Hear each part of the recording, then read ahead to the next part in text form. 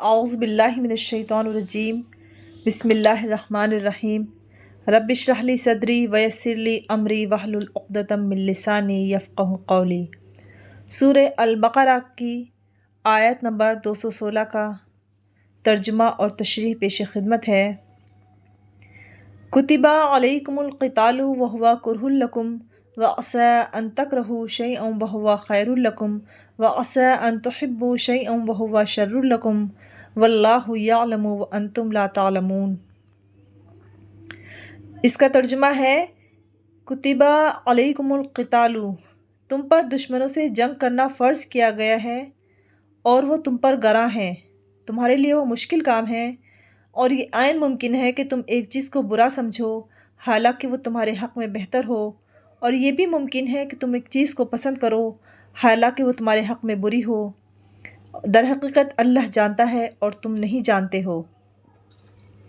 یہ محض ایک آیت ہے مگر یہ بڑی طویل طلب اور تفصیل طلب ہے۔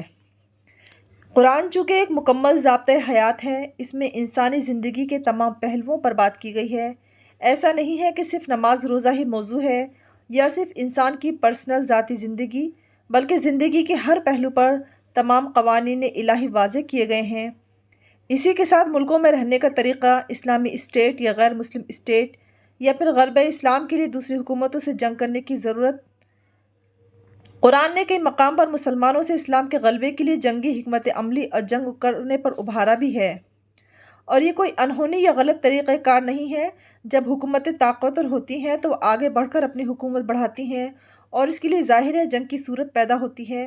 تاریخ انسانی اس عمل سے بھری پڑی ہے، مگر دنیا کی تاریخ نے ہمیشہ دیکھا کہ جب بھی طاقتور قوم نے کسی علاقے پر قبضہ کیا تو وہاں کی عام رعایا کے ساتھ جانوروں سے بھی بدترین سلوک کیا گیا۔